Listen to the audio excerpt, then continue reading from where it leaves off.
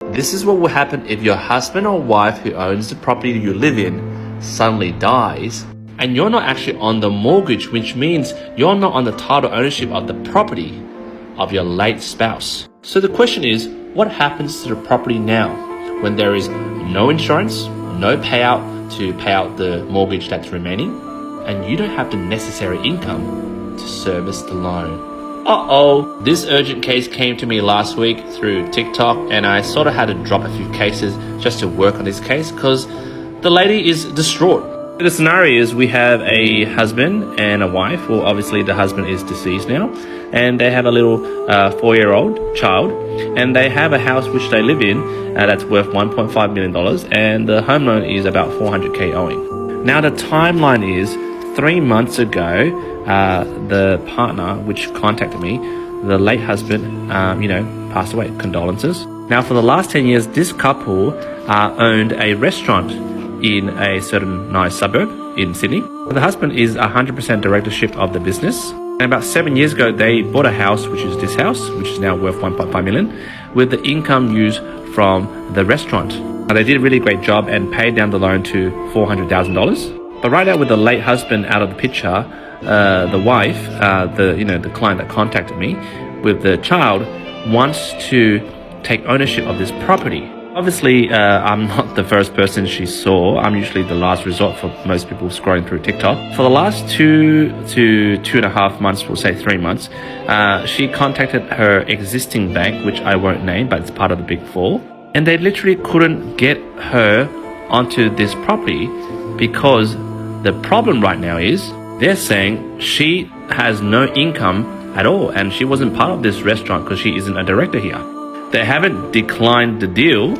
And as for most bankers that work in big banks, when it goes into the too hard basket, they delay and snooze and go, we'll get back to you. The only problem is for this lady here, she needs to pay out a lot of debts owing on this restaurant to keep it afloat. Not only she needs to take over this home loan and keep this property afloat, and also ensuring that the bank does not sell this property and a forced foreclosure, she wants to cash out a portion from this property because there's a lot of equity here, maybe around $100K, to pay out some debts that the late husband owed to keep this restaurant afloat. Now she came to me and I initially thought, hey, if the big banks can't help you, obviously I can't too.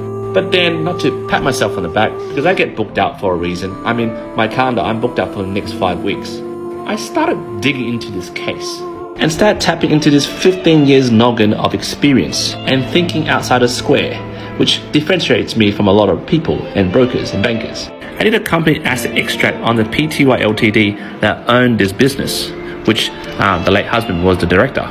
And by the way, it only costs like 15 or 20 bucks to get this report. I found out in the historical data of this extract, 2 years ago, the husband actually nominated the wife as a secondary director. Now, a lot of you watching might say, she's dumb for not knowing that. Hey, the lady's distraught. She lost her partner for the last 20 years. Here's one interesting thing. Her husband still hold 100% shareholdings, and she had 0. And then I realized something. The accountant of the client fucked up. You see, when they do the probate, in legal terms, if you want to get technical, a deceased person has left and they would appoint an executor to apply for a grant of probate to legally transfer or sell the property. And the solicitor did that and the accountant was made aware of it.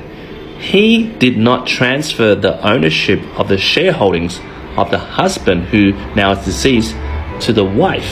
And this is why the Big Four bank, or the banker who probably has no experience, couldn't get the loan to bloody service. And to make this process very simple for this client who's very distressed and pretty much annoyed with the banker at the Big Four, I told her to go over her will, and she said there's no will. Okay, fine. Then, if no will, apply for the probate ASAP, which she did. After that, with the company that, the restaurant they owe, transfer the ownership ASAP, including the shareholdings. And don't get stressed if that bank, which is the Big Four, couldn't do it, because I, or most other brokers, have other 25 banks that can do it. I workshopped it and I have a few options available for her, which is non-banks, and we're going to do a refinance and restructure. And also a cash out to pay out the business debt. Now you might say, hey, the rates might be a little bit higher, but hey, For this lady, she just wants to not get kicked out of her property through a forced foreclosure. She wants to get out the cash out to pay for any outstanding business debt to keep the business running. And if the interest rate was like 0.5 to 0.7% higher, but then still the rates are still under 5%, hallelujah, who cares?